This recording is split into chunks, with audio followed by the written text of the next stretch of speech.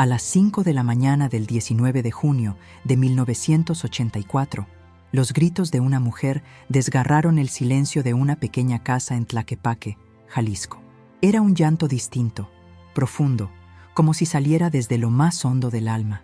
Nadie en la cuadra quiso salir a ver. Ya estaban acostumbrados a los gritos, a los portazos, a los ruidos extraños que venían de la casa de los Cárdenas. Pero esa madrugada fue diferente. Doña Lupita salió descalza, con la bata manchada de sangre, y en sus brazos llevaba a su hijo menor, un niño de apenas 5 años, con la cara llena de moretones y el cuerpo flácido como un trapo mojado. Lo abrazaba tan fuerte como si aún pudiera salvarlo. «Me lo mató, ese desgraciado me lo mató», gritaba, con la voz rota y la mirada perdida. Los vecinos, ahora sí, salieron. No porque quisieran ayudar, sino porque el morbo pudo más. Nadie se atrevía a tocarla. Nadie sabía qué decir. Solo la veían, con los ojos llenos de miedo y el corazón en la garganta. La policía llegó casi 1 hora después. Cuando entraron a la casa, encontraron a Aurelio Cárdenas, el esposo de Lupita, sentado en la sala, borracho, con la camisa abierta y la mirada ausente. «Se lo merecía», murmuró, mientras le ponían las esposas. El pequeño Emiliano fue declarado muerto en el hospital. Muerte por traumatismo craneoencefálico. Tenía 5 años. 5. Y fue ahí, en ese mismo hospital, mientras los doctores intentaban consolar a una madre rota, donde comenzó el silencio. El silencio de 40 años. Nadie volvió a hablar del caso. Aurelio fue condenado, sí, pero a pocos años por homicidio imprudencial, gracias a un abogado barato y corrupto. Salió libre cuando el país aún no olvidaba el terremoto del 85. Lupita desapareció del barrio. Se decía que se había vuelto loca, que la encerraron, que se fue al norte, pero nadie sabía la verdad. 40 años después, el nombre de Lupita volvió a sonar, pero no en un periódico, ni en una noticia trágica, sino en una entrevista viral, donde una mujer mayor, con el rostro marcado por el tiempo y los ojos llenos de una paz inquietante, contaba su historia. No buscaba fama, no buscaba justicia, buscaba algo mucho más difícil, el perdón. «Mi hijo murió por las manos del hombre que juró amarme», dijo, mirando directo a la cámara, «y aún así, yo elegí perdonarlo». La entrevista sacudió las redes sociales. Las reacciones fueron inmediatas. ¿Cómo pudo perdonar lo imperdonable? ¿Cómo una madre logra vivir después de perder a su hijo de esa forma? Pero lo que nadie sabía era que esa historia aún no había sido contada completa, porque lo que Lupita había guardado por 40 años no era solo un dolor, era un secreto, uno tan poderoso que podía cambiarlo todo. Y apenas ahora, por primera vez, estaba lista para revelarlo. Cuando terminó la entrevista en aquella estación de radio local en Guadalajara, la productora, una joven llamada Andrea, no podía dejar de mirar a doña Lupita. Tenía las manos juntas sobre el regazo, los dedos arrugados, pero firmes. Su voz ya no temblaba, y en esos ojos color miel, cargados de historia, había algo que Andrea no supo describir. ¿Era paz? ¿Era resignación? ¿O era esa clase de fuerza que solo nace después de haberlo perdido todo? ¿De verdad lo perdonó?, preguntó Andrea, rompiendo el silencio mientras acompañaba a Lupita a la salida del edificio. La anciana se detuvo. Miró a la joven con una media sonrisa. «No se trata de perdonar con la cabeza, se trata de perdonar con las entrañas», respondió. «Y eso, mi niña, duele mucho más». Andrea sintió un escalofrío, pero no insistió. Solo la vio subir al taxi y desaparecer entre el tráfico. Pensó que todo terminaba ahí, pero no. Esa misma noche, al revisar los mensajes de la audiencia, recibió uno que le erizó la piel. «Esa señora no está contando todo. Yo sé lo que pasó esa madrugada. Yo estuve ahí. Y si ella no lo dice, yo lo voy a decir». El mensaje venía de un número sin nombre. Solo eso. Andrea lo leyó 5 veces, preguntándose si era real o solo un loco buscando atención. Pero algo dentro de ella le decía que no podía ignorarlo. 3 días después, Andrea viajó hasta un pueblo en el sur de Jalisco llamado Sayula. Allí vivía Lupita desde hacía más de 20 años. En una casa sencilla, con jardín al frente y un gallo que cantaba a cualquier hora, La encontró sentada, moliendo maíz con calma, como si el tiempo no le pesara. Sabía que volverías, dijo Lupita sin mirarla, mientras seguía moliendo. Alguien me escribió, dice que usted no contó todo. Lupita se detuvo. Por un segundo, su mano tembló. Luego siguió, como si no hubiera escuchado nada. ¿Y qué quiere saber, señorita periodista? La verdad. Lupita soltó un suspiro largo, como si llevara años reteniéndolo. Lo que usted grabó ese día fue apenas la mitad de la historia. No mentí, pero tampoco conté todo, porque hay cosas que uno entierra tan profundo que con solo nombrarlas se rompen. Andrea encendió su grabadora sin pedir permiso. Sabía que ahí venía algo grande. Esa madrugada, comenzó Lupita, no fue solo el día que mi hijo murió, fue también el día en que yo maté a alguien. Andrea sintió que el aire se le iba del pecho. ¿Usted mató a alguien? Sí, y nadie lo sabe, hasta hoy.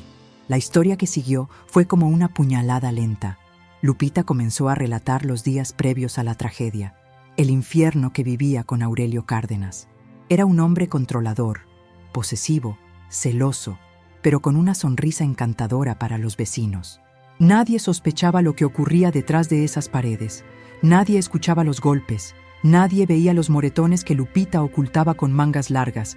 Y lo peor fue cuando Aurelio comenzó a descargar su furia en Emiliano.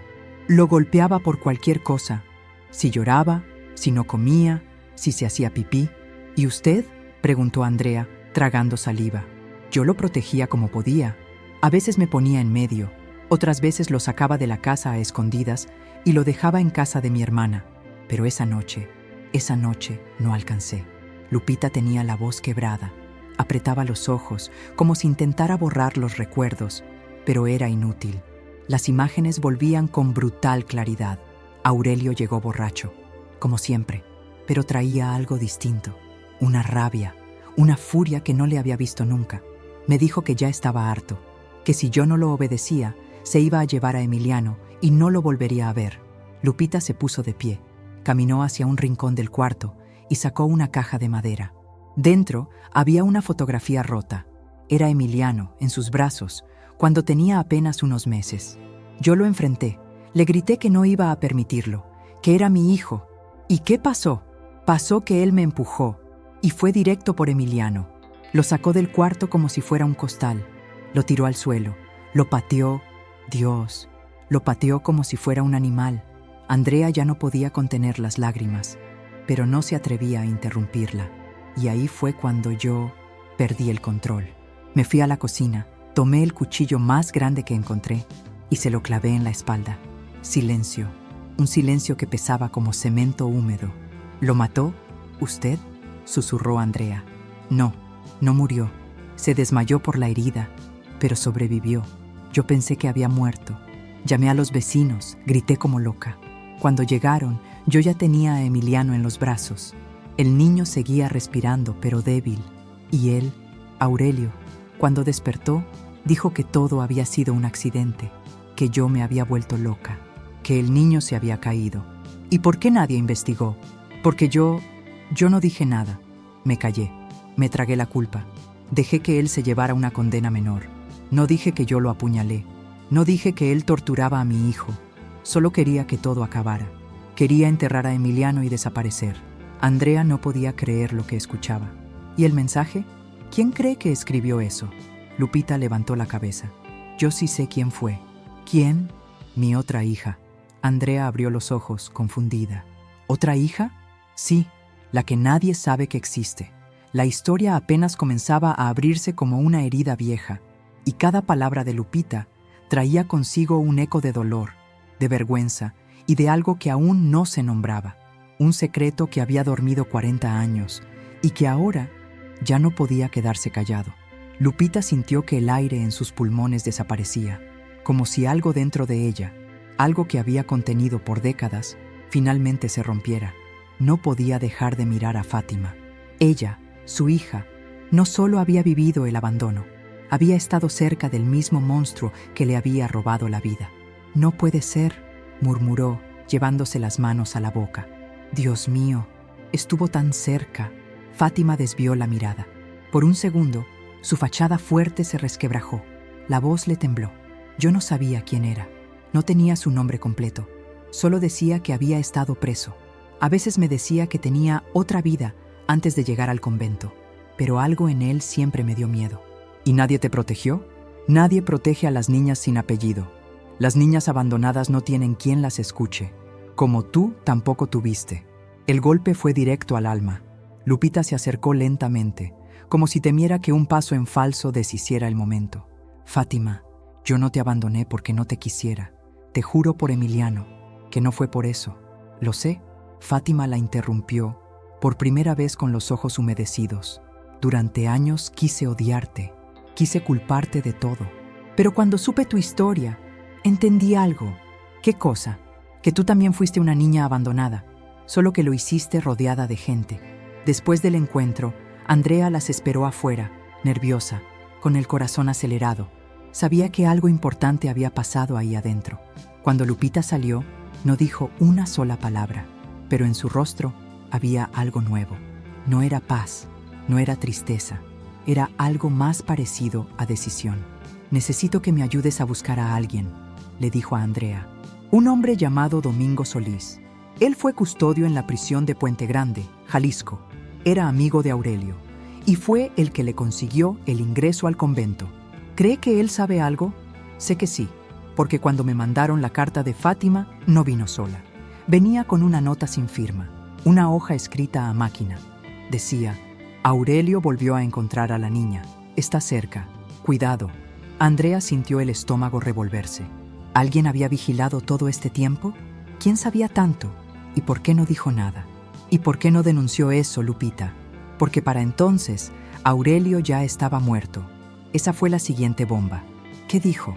Aurelio murió en el 2014. Supuestamente de cirrosis hepática. Pero hay algo raro. Nunca encontré su acta de defunción. Solo lo mencionaron en una nota de un periódico local, y su cuerpo fue cremado sin familiares presentes. Yo creo que fingieron su muerte. O que alguien más se encargó de ocultarla. Andrea anotó todo. Era demasiada información, pero la historia se había vuelto personal para ella también. Ya no podía simplemente grabar y subir. Ahora estaba dentro, hasta el cuello. ¿Y qué quiere hacer ahora? Buscar la verdad, toda, hasta el final. Y si Aurelio aún vive, ¿qué va a hacer? Lupita tardó en responder, pero cuando lo hizo, su voz no tenía ni rastro de temblor. No me queda tiempo, ya tengo 77 años. He perdonado todo lo que pude, pero hay cosas que no se perdonan con palabras. Se enfrentan, y eso es lo que voy a hacer. Los días siguientes fueron un torbellino. Andrea logró encontrar al tal Domingo Solís. Vivía en Mazamitla, en una cabaña rodeada de pinos. Tenía 73 años y según los registros había trabajado más de 20 años en Puente Grande. Lo localizaron con la excusa de grabar un testimonio sobre antiguos custodios. Cuando Andrea y Lupita llegaron, él las recibió con cara de susto. ¿Usted es Lupita Cárdenas?, preguntó al verla. Sí, respondió ella, firme. Y usted sabe perfectamente por qué estoy aquí. El viejo se sentó, visiblemente nervioso. Tenía el rostro cansado, los dedos amarillentos por la nicotina y una cicatriz en el mentón. Aurelio está muerto, dijo sin rodeos. Murió en el penal. Yo vi el cuerpo. ¿Y por qué lo cremaron sin que yo lo supiera? ¿Por qué se ocultó? Porque no era cualquier preso. Tenía enemigos, muchos. Usted no sabe las cosas que ese hombre hizo dentro de la cárcel. Yo sé lo que me hizo a mí y a mis hijos, respondió Lupita con rabia contenida. Domingo bajó la mirada. Aurelio tenía una lista de gente que le debía. Cuando salió, pidió mi ayuda para esconderse. Me negué. Le dije que ya no quería problemas, pero antes de desaparecer, me dejó una caja. ¿Qué caja? Con documentos, fotografías, cosas suyas, de su hijo y de la niña. ¿Qué niña? Fátima. El viejo se levantó y fue hasta un closet cubierto de polvo. Sacó una caja metálica, sellada con cinta vieja. La puso sobre la mesa, temblando. Yo nunca la abrí. Tenía miedo. Pero si usted vino hasta aquí, es porque ya está lista. Lupita abrió la caja lentamente. Dentro había una foto de Emiliano, otra de ella, recortada de una credencial vieja, y una carpeta con documentos que le cortaron la respiración. Había copias de cartas y, lo más inquietante, un pasaporte falso a nombre de Andrés López Cárdenas, con la foto de un hombre muy parecido a Aurelio, pero con barba y más delgado. ¿Esto qué es?, preguntó Andrea al borde de un colapso. Domingo no supo qué decir, solo se encogió de hombros. Yo también creí que estaba muerto. Pero si esto es lo que creo que es, entonces tal vez Aurelio sigue vivo. Lupita no lloró, no gritó, solo apretó los dientes y sostuvo el pasaporte con fuerza. Ahora sí, dijo, ya no voy a perdonar más. La búsqueda había cambiado de dirección. Ya no se trataba de recordar el pasado. Ahora era una cacería, y el objetivo estaba más cerca de lo que imaginaban. Andrea no pudo evitar mirar el pasaporte una y otra vez mientras el auto avanzaba por la carretera rumbo a Guadalajara. Las manos le sudaban. El rostro de ese documento no dejaba lugar a dudas. Era Aurelio, cambiado, envejecido, disfrazado, pero era él. Lupita, sentada en silencio en el asiento de copiloto, apretaba la caja metálica contra el pecho como si cargara dinamita. Su rostro no mostraba miedo, ni duda, solo una calma tensa, la calma de quien ha vivido el infierno y decidió no correr más. «Si está vivo», murmuró Andrea, «¿por qué no ha hecho nada?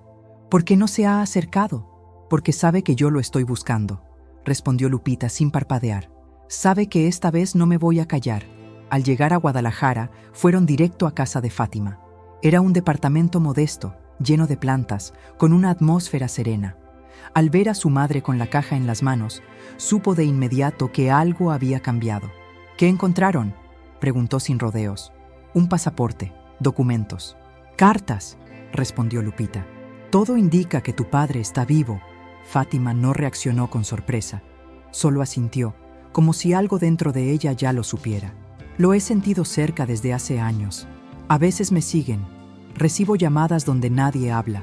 Me mandaron una foto tuya hace 5 años. Sin remitente».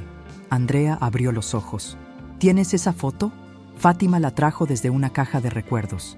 Era una imagen impresa en papel fotográfico, en blanco y negro, con las esquinas dobladas. Lupita aparecía en el mercado, cargando una bolsa de tomates. Nada especial, excepto por un detalle. «¿Ves eso en la esquina?», señaló Fátima. «Ese hombre. Solo se ve una sombra, pero tiene el mismo cuerpo, la misma postura». Andrea se acercó. «No puede ser». «Sí», confirmó Fátima. «Es él. Aurelio ha estado siguiéndonos. No sé por qué, no sé para qué, pero está ahí». Esa noche, Andrea hizo algo que no estaba en el plan. Compartió parte de la historia con un amigo suyo, un exinvestigador que trabajó con la Fiscalía de Jalisco. Sin decir nombres, le mostró el pasaporte falso y las cartas. Él la escuchó en silencio, hasta que terminó de hablar. «Te van a mandar callar, Andrea. Si ese hombre está vivo y logró fugarse con una identidad falsa, no lo hizo solo. Alguien lo está protegiendo. Esto ya no es solo un tema familiar. Es un crimen organizado». Andrea tragó saliva. «¿Y qué hago?». «Consigue pruebas. Muchas. Porque si llegas a la policía con solo un pasaporte viejo y una historia emocional, te van a ignorar, o algo peor». Andrea no pudo dormir esa noche. Al día siguiente, Andrea recibió una llamada desde un número privado. Atendió con cautela. Una voz de hombre, grave, con acento del norte, habló sin rodeos. «¿Eres la periodista que está investigando a Cárdenas?». Andrea se quedó helada. «¿Quién habla?». «No importa. Escucha bien. Si quieres encontrarlo, deja de buscar en el pasado. Él está en San Luis Potosí. Trabaja en una bodega, bajo el nombre de Andrés. Nadie lo toca ahí. Tiene protección. ¿Por qué me dices esto? Porque le arruinó la vida a mucha gente. No eres la única que lo quiere ver caer. ¿Y tú quién eres?». La llamada se cortó. Esa misma noche, Andrea reunió a Lupita y Fátima. «Tengo una pista. San Luis Potosí. Una bodega. Nombre falso, Andrés». «¿Qué piensan hacer?», preguntó Fátima. Lupita la miró a los ojos. «Vamos por él. Ya no voy a esperar que el destino me lo cruce. Lo voy a enfrentar. Y si el sistema no lo castiga, al menos que me mire a los ojos mientras yo le digo todo lo que se llevó». Andrea dudó. Sabía que aquello era peligroso, ilegal, irracional, pero también sabía que había cosas que el sistema nunca iba a resolver, y a veces El alma necesita cerrar un ciclo, aunque sea fuera de la ley. 3 días después llegaron a San Luis Potosí. La bodega estaba a las afueras de la ciudad, un lugar polvoso, con vigilancia discreta y camionetas de carga que iban y venían sin horario fijo. Andrea usó su cámara con zoom para hacer fotografías, y en una de ellas, al fondo, entre 2 hombres descargando cajas, ahí estaba, Aurelio, más viejo, más delgado, con barba y gorra, pero era él. Fátima lo reconoció al instante, y Lupita no dijo una palabra, solo se bajó del carro y caminó hacia la entrada. «Lupita, ¿qué haces?», gritó Andrea. «Es una locura», pero ella no volteó. Aurelio estaba bebiendo de una botella de plástico cuando la vio. Se quedó congelado, como si viera a un fantasma. La botella se le cayó de las manos. Dio un paso atrás. Lupita se detuvo a 3 metros de él. El silencio era absoluto. Solo el viento movía el polvo. «Hola, Aurelio», dijo con una voz firme, inquebrantable. Él no dijo nada. «¿Creíste que podías esconderte para siempre? ¿Cómo me encontraste?», balbuceó él, con los ojos desorbitados. «No importa. Estoy aquí». Él dio un paso atrás. «¿Vienes a matarme?». Lupita sonrió, por primera vez en mucho tiempo. «No, vengo a verte caer». En ese instante, desde la camioneta de Andrea, una cámara oculta capturaba cada palabra, cada expresión, cada gesto. Todo estaba siendo transmitido en vivo por una señal encriptada a una red de periodistas aliados. Andrea había activado el plan de contingencia, porque si algo le pasaba, el mundo entero sabría quién era Aurelio Cárdenas.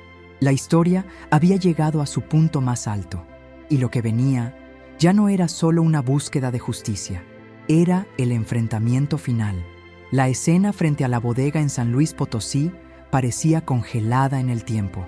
Aurelio Cárdenas, el hombre que todos daban por muerto, temblaba ante la presencia de la mujer que una vez llamó esposa.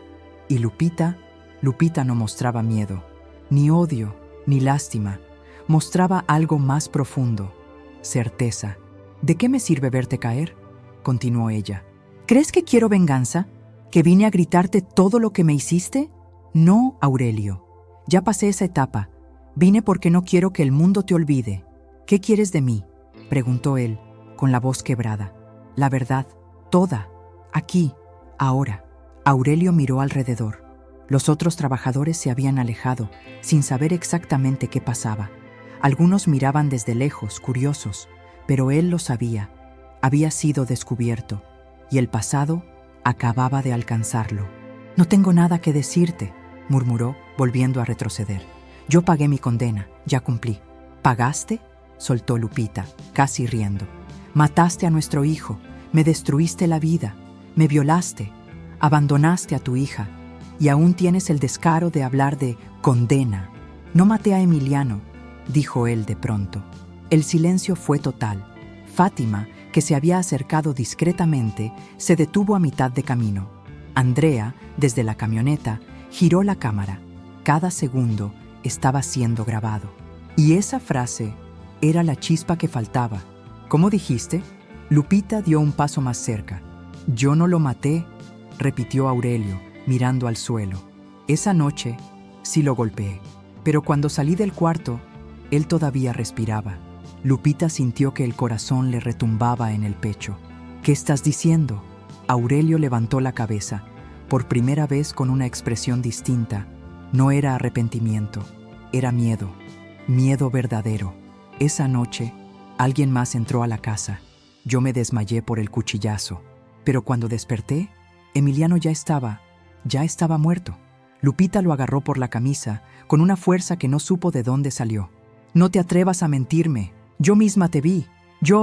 No fui yo», gritó él, con los ojos al borde del llanto. «Fue tu madre». Silencio absoluto. Lupita soltó a Aurelio como si quemara. Retrocedió. El mundo le giraba. «¿Qué estás diciendo?». «Tu madre entró a la casa mientras tú gritabas por ayuda. Yo la vi. Me vio tirado, sangrando. Fue hacia el niño. Lo alzó. Y luego escuché cómo le dijo: «Tú no mereces sufrir como tu madre. Te vas con Diosito». Mentira. Es verdad. Cuando desperté, Emiliano ya no tenía pulso. Tu mamá se había ido, y tú me culpaste, y yo lo acepté. ¿Por qué crees que no me defendí? Porque yo también quise que muriera. Ya no podía cargar con lo que había hecho. Lupita cayó de rodillas. Fátima corrió hacia ella. Andrea, desde la camioneta, no sabía si apagar la grabación o seguir.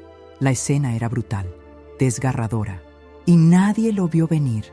Mi mamá no, balbuceó Lupita. Ella me ayudó a esconderte. Te tenía miedo. ¿Por qué haría eso? Porque no quería que el niño creciera como yo. Me lo dijo una vez, que si pudiera borrar todo, lo haría desde el principio. Lupita se llevó las manos al rostro. No podía respirar. Todo lo que creía saber estaba colapsando. Esa noche, regresaron al hotel sin hablar. Fátima acompañó a su madre a la habitación. La ayudó a acostarse. Andrea se encerró en el baño con su celular. Tenía el archivo completo de la confesión. Pensó en publicarlo, pero no pudo. Algo no encajaba.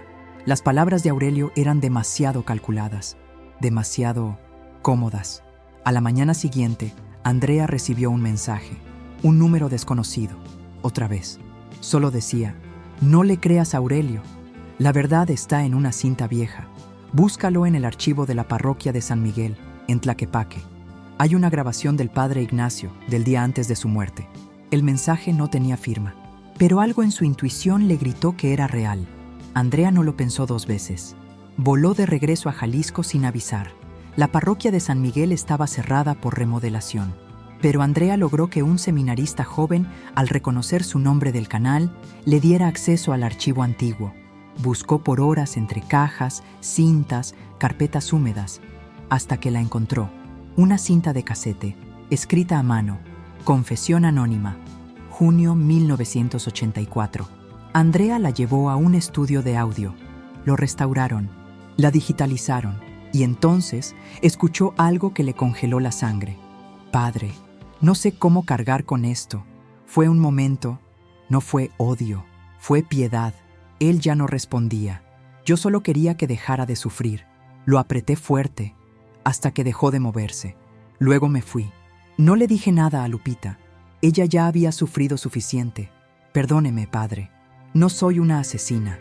Soy una madre que quiso salvar a otra madre. Andrea no necesitó escuchar más.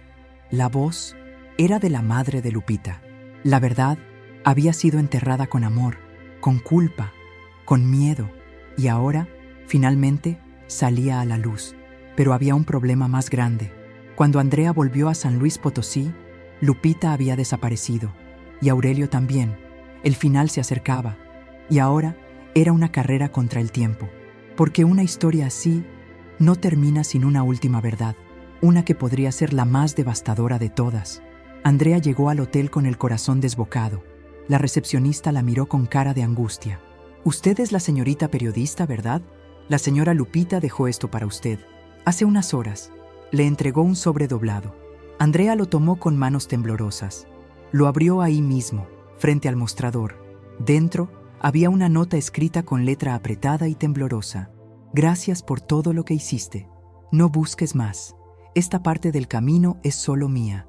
Si algo me pasa, no guardes silencio. Haz que el mundo sepa quién fue él. Con amor, Lupita». Andrea levantó la mirada. «¿Salió sola?» «No», dijo la recepcionista. «Un hombre vino por ella. Se veían tranquilos, como si se conocieran. ¿La cámara de seguridad lo grabó?» «Sí, pero no hay sonido». Andrea pidió acceso inmediato. Lo que vio la dejó paralizada. En la grabación, Lupita salía del elevador a las 6:45 de la tarde. Llevaba su bolsa y un chal gris sobre los hombros. Un hombre la esperaba en la recepción. Alto, delgado, con barba. Aurelio. Ella se acercó. Le habló. Él no la forzó. Ella eligió irse con él. Esa noche, Andrea no durmió. Editó el audio del padre Ignacio. Preparó los archivos, las fotografías, los videos. Subió una versión cifrada a la nube, con clave compartida solo con Fátima y 2 colegas suyos, por si algo le pasaba. Luego, recibió otro mensaje. Esta vez no era anónimo. Venía de un número conocido, el mismo que le había dado la pista sobre la bodega. Está en Real de 14, en la casa donde se escondía, pero no viene a huir, viene a morir.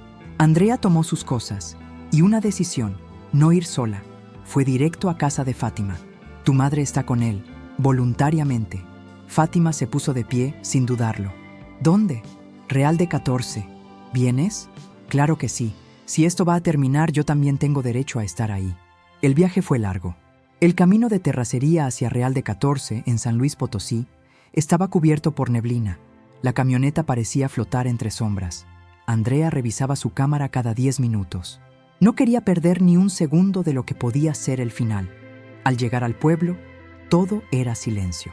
¿Y ahora?, preguntó Fátima. Andrea mostró la ubicación que había recibido por mensaje. Una cabaña en las afueras, al pie del cerro. Avanzaron caminando los últimos 100 metros. Y cuando llegaron, ahí estaba, Lupita, sentada en un banco de madera, mirando hacia el horizonte. ¡Mamá!, gritó Fátima corriendo hacia ella. Lupita volteó despacio. Sus ojos estaban hinchados. Había llorado, pero su rostro mostraba una paz que Fátima jamás había visto en ella. «No te asustes, hija. No me pasó nada». «¿Dónde está él?», preguntó Andrea. «Adentro». Andrea entró con cautela y lo vio.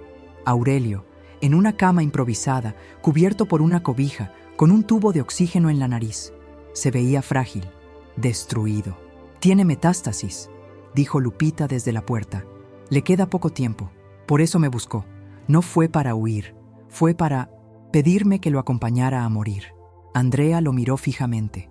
Quería sentir rabia, quería gritarle, pero solo sintió algo muy parecido a asco y lástima. «¿Y tú, qué quieres hacer con esto?», le preguntó a Lupita. «Lo que vine a hacer desde el principio, cerrar la historia». En la cocina, con la cámara encendida, Lupita comenzó a hablar. «Mi nombre es Guadalupe Herrera Cárdenas, y esta es la verdad que callé durante 40 años. Mi hijo no murió solo por las manos de su padre. Murió por el miedo, por el silencio, por la vergüenza. Murió porque nadie quiso mirar, ni la familia, ni los vecinos, ni el sistema. Contó todo, sin omitir nada.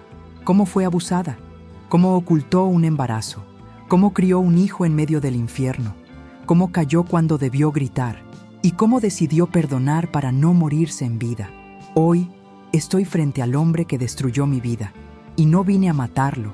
Vine a decirle que el perdón no es para él, es para mí, porque no pienso cargar con este dolor hasta la tumba». Andrea no podía dejar de grabar. Era un testimonio histórico, crudo, real, devastador. Y a todas las mujeres que han callado como yo, les digo esto: no esperen 40 años, no dejen que el miedo las envejezca antes de tiempo, no se traguen su historia. «¿Y a él?», preguntó Andrea señalando al cuarto. Lupita miró hacia la puerta cerrada. «A él ya lo perdoné, pero no lo voy a consolar. Que se muera sabiendo que el mundo sabrá lo que fue, lo que hizo, y que su hija, Fátima, también sabe todo». Horas después, Aurelio murió, sin un rosario en la mano, sin nadie que rezara por él, solo, con su historia grabada, con su rostro expuesto, y con el mundo a punto de escuchar todo. Andrea publicó el documental 5 días después. Lo tituló «El infierno de Lupita, la historia que México no debe olvidar».